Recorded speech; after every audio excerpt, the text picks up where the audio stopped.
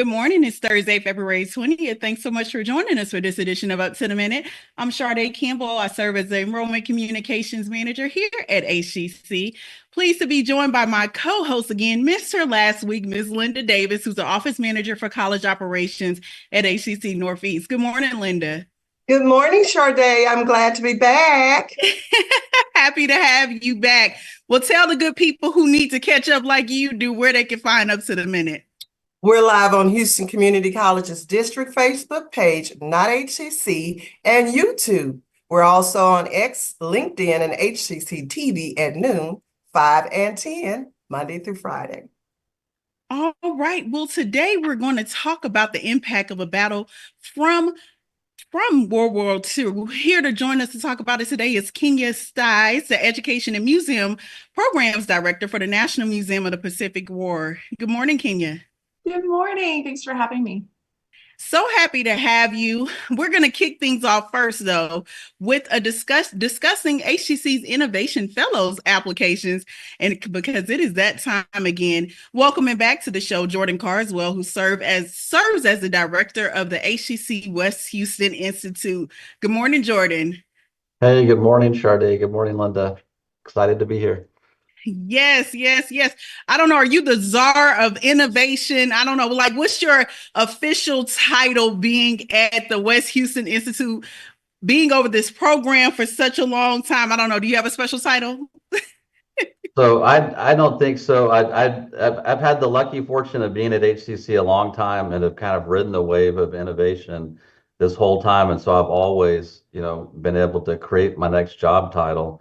And so I'm happy to be director of West Houston Institute. Ton of innovation going on across HCC, and there always has been. And so we just try to be a place kind of that where people can come together and we can support them and becoming the innovators at the college. Yeah, so West Houston Institute, since its inception, has been somewhat of an incubator of innovation. For those who don't know about the West Houston Institute, how would you sum it up for them? I would say just that we are a place where ideas take life. You can come here. You've got both an environment that supports innovation, but you also have programs and people that are here to support you. Innovation is tough, as anybody who's ever tried to take a new idea, into a place that's as big is HCC. And so having a group of people that have got your back, that can understand your idea, help you develop it and turn it into whatever it can become, whether it's something in the classroom or whether it's something that you want to expand across the district. And so we get a taste of all those different kinds of ideas. And to your point, I mean, there's so many ideas, so many initiatives going on. So many people may not qualify it as quote unquote innovation. So for those that are wondering if what I'm thinking about would work for the Innovation Fellows, how would you describe to them if you're working on something, if you desire to work on something, what is that something that should really encourage someone to be a part of the program? So number one, we want to collect across HCC all of the innovation obsessed people. So for us, it's as much about the person as the idea that they may have. And so I think definitely, of course, we're always looking for alignment to make sure that the innovations within the institution help to support and grow the mission of HCC. And so how does your idea connect to the strategic values of the college? The things that are timely that are going on now. We have changes to state funding. We have other challenges and constraints as well as opportunities. And so we really encourage folks to look and see, hey, this is your idea, but how can it align and support the bigger goals of the college and the bigger vision? But again, it's also about the person. A lot of people come in, they're focused on the project, but we say, you're the product of Innovation Fellows, is you the person that hopefully you have a new capacity to support innovation where you are within the college, but also you have a network of people that you can join with to work across the aisle to bring new ideas forward. All right. And so who can participate? Is this faculty? Is this staff? And who can participate and what should they expect from the program? So Innovation Fellows is for any full-time faculty or staff member. This coming year will be our eighth cohort of Innovation Fellows. We have over 88 faculty and staff from across HCC that have participated. It's a year-long program, and so it lasts starting the second week usually of the fall semester and running right up until finals in the spring. And so we meet weekly for what we call our creative collaboratives. The first semester is really about capacity building. And so having a language for innovation, for design, for entrepreneurial thinking, helping faculty and staff to translate that into an academic setting. And sometimes we don't want to think, we think, well, I'm not a business person. I don't want to think like an entrepreneur. But there's a lot that we can learn from that world of startups about how to kind of think quickly, try out your project ideas before you get too settled on them. And so a lot of that is just kind of getting comfortable being a part of the cohort, learning the language, beginning to think about, your big challenge. And so one of the things that we do is ask them to look not at the specific project, but what's the larger challenge that you want to address? So if your project idea doesn't work out, or you find, inspiration someplace else, that you can kind of continue to pivot and evolve it. And then the spring semester is really about, reaching out and beginning to share your idea, develop it, craft it, so that by the end of the semester, you're able to pitch that to our executive leadership and have a chance to kind of take it to the next level. And so one thing I want to lean into is you talked about the challenge, right? So a lot of people, they start with, I have a solution, without fully defining the problem. And some of your deepest and earliest work in your roles here at the institution was really helping people understand design thinking. And the principle of design thinking is to start with fully defining the problem. Right. And going out and talking to people, that's something that's really difficult. A lot of times I think it is just in a higher ed environment, in an academic environment, we think kind of in that scholarship approach. I'm going to go off and do my research separate from the world and come up with my idea. And when it's fully formed and ready, exactly like I want it to be, now I'm going to share it with everybody. And so it's really, that's why I think that whole first part of the semester is really mindset development, is getting you out of that mindset, making folks feel comfortable with taking an idea that they haven't really developed very far, to go ahead and put that in front of people and get feedback. And you get a lot of really good conversation and connections and ideas. And most people, once they overcome that, find that it's a really good way to either get to feel like their idea is supported, to find out that there are other people working on, that are interested in the same challenges or opportunities that they're taking on. And it gives them room, right? Hey, that this idea doesn't work, the challenge is still important. I just return back to that, come up with another way to solve it. And so I think it's been a model that's really been successful, and I think has really given a new perspective for how we can do innovation at HCC. Absolutely. So what have been some examples of projects that you're really proud of, that came out of the work, created some disruption in our day-to-day at HCC? Yeah, so probably our biggest one that we're working on right now, Dr. Brian Mann, he's a biology faculty member. He, when he was a fellow, really became kind of enchanted with the idea of how we were doing our trainings and our certifications in the makerspace. And he wanted to bring that to science students, because they knew that students had opportunities to do undergraduate research and to go on into that area out beyond HCC, but students often lacked the deeper skills that might help them to get that next step in research.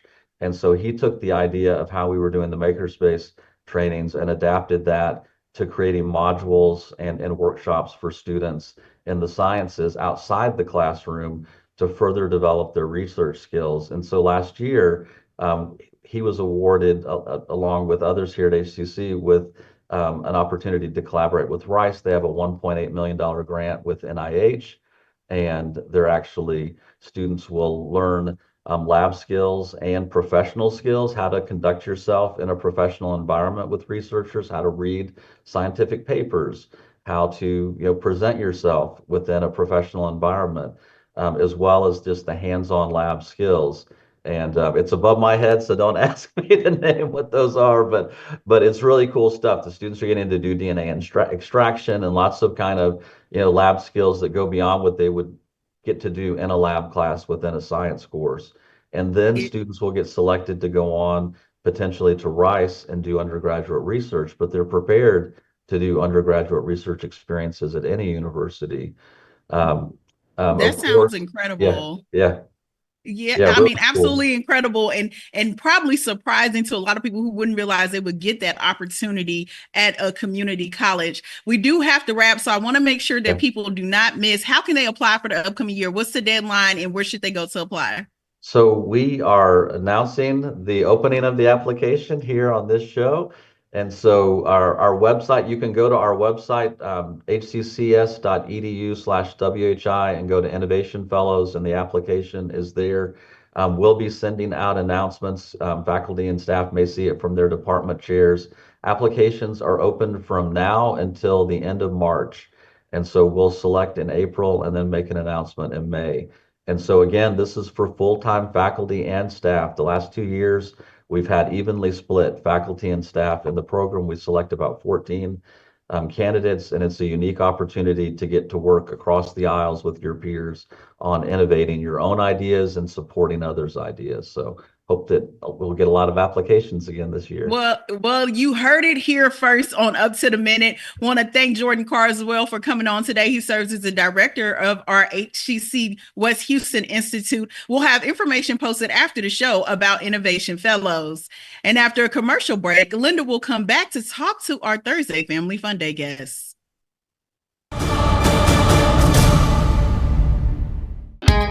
At Houston Community College, we make your lessons matter. Open the door to real-world education, where passions become careers. Find out more at hccs.edu and let your success take flight.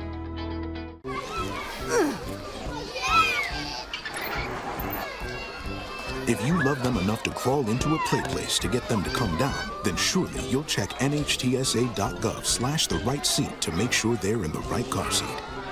Today I'm going to talk to you about physics. Come on in, girls. Let's go. This is the first rocket to get humans to Mars.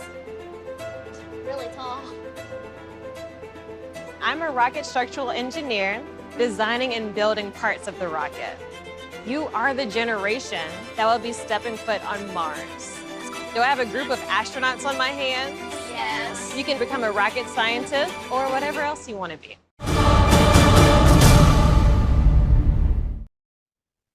Welcome back, and moving on to Kyna Stys, Education and Museum Programs Director for the National Museum of the Pacific War. Hello, Kyna. Hi, I'm so glad to be back. We're so glad to have you. As part of the 80th anniversary of World War II, you're planning a special event this weekend to commemorate those who fought at Iwo Jima. Before we get into details, give us a little overview about it. Oh, of course. This year is really important. It's really the 80th anniversary of the end of World War II.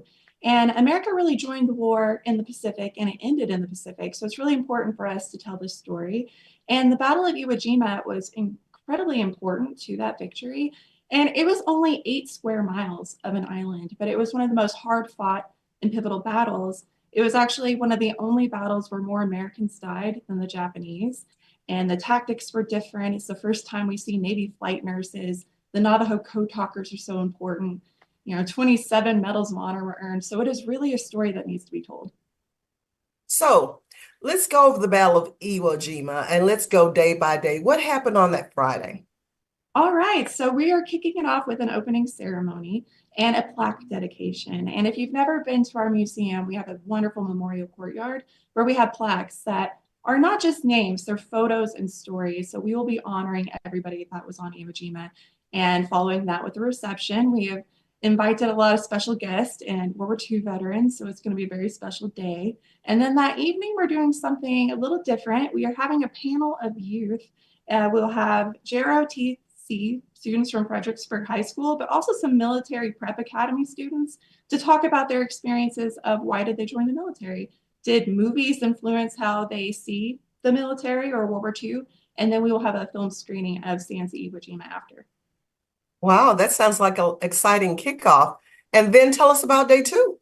All right, so day two we're calling History and Impact of Iwo Jima. It's kind of a concert and conversation. So we will have 4 special speakers that are really the top of the field when you think about the Pacific War. Richard B. Frank, the author of Downfall, he's really going to set the stage and explain why we want to go to Iwo Jima, why that battle was important.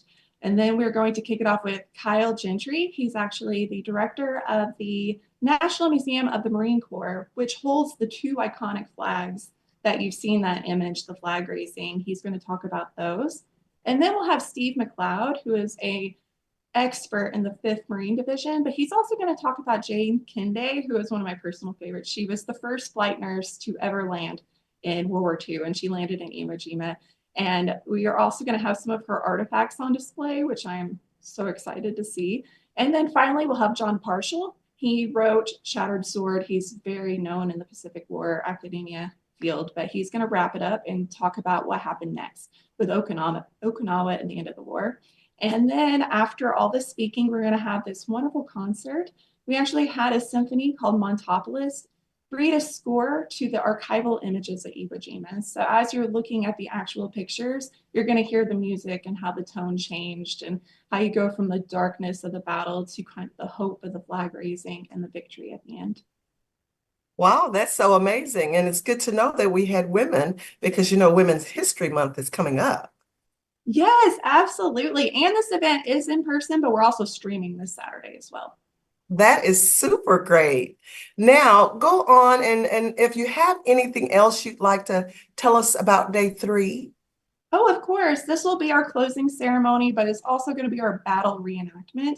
We are going to recreate the battle landing, which happened on February 19th, but then, of course, that iconic flag raising, which was the 23rd. So to be able to recreate that flag raising on the 80th anniversary is very special. And I'm very excited to say we will have a field photographer with an actual World War II camera taking the photos. And we also have a vintage videographer also because there was video footage of the flag going up as well. So we'll be recreating that and crossing our fingers that they turn out because vintage cameras sometimes don't work. But hopefully we'll have that to show you next time. And then, of course, afterwards, we'll have a reception and a book signing with Steve McLeod. Well, modern technology has nothing on prior technology, so I'm pretty sure it's going to work. I hope so. Well, tell us a little bit more about the museum itself. It's very informative, the information that you share, but tell us a little bit about the actual museum. Oh, of course. We really are a world-class museum located in Fredericksburg, Texas, which was the home of Fleet Admiral Chester Nimitz. And we are about 6 acres with multiple galleries. We have the Nimitz Gallery, which tells his story of growing up here in Fredericksburg and his career and legacy. We have the Pacific Combat Zone, where we have these reenactments. We also have a TBM Avenger and a PT boat, where we can tell a lot of great stories like President Bush and President Kennedy. We also have a new children's gallery, which looks at the home front through the eyes of children. We have 3 vignettes, one a boy in Texas, a boy in Chicago, and a girl in an incarceration camp.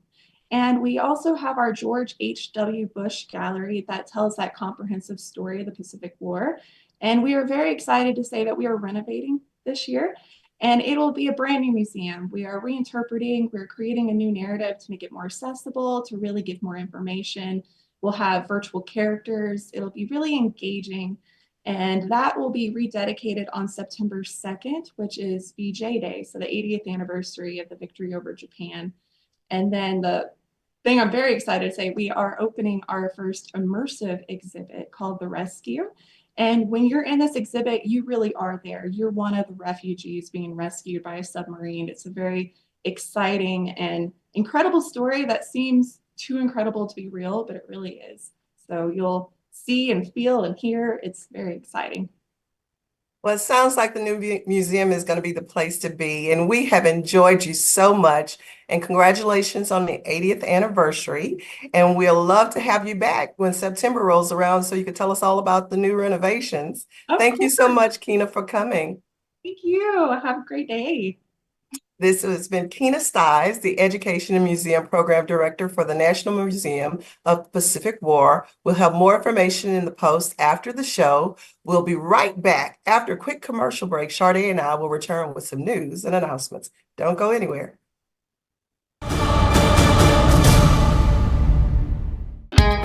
At Houston Community College, we make your lessons matter. Open the door to real-world education, where passions become careers. Find out more at hccs.edu and let your success take flight. That one day at PE when they were like yelling at me and then you just linked arms with me, I don't think you know how much like that helped me. I finally like knew that I had somebody.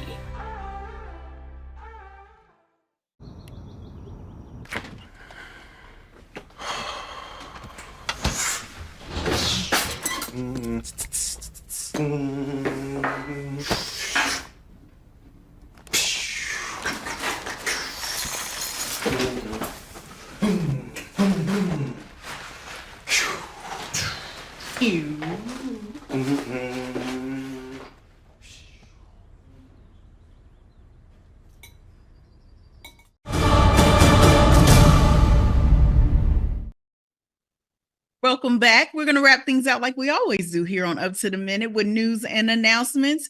First up, for all of our District 3100 Maine folks who've been enjoying the aroma and the bites from our cuisines downstairs. Cuisine's grand opening is going to be happening. Even though the doors have been opening for a few weeks, you're invited to the grand opening of Cuisine's Cafe on the first floor of the District Administration Building. The special event will feature light refreshments, including international small bites. It'll be happening at 11 a.m. on Wednesday, February 26th, and on the first floor in 3100 Maine. There's no end time offered, so you might want to go early and meet me there so you can get some free refreshments.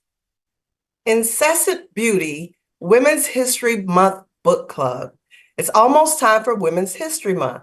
HCC Southeast will celebrate with a book club discussion about Incessant Beauty, a bilingual anthology by Carmela Ferrandan. Join the group talk any one of the days offered, noon to 1 on Mondays, starting March 4th at HCC Southeast Student Life Media Room. Check out the post after the show.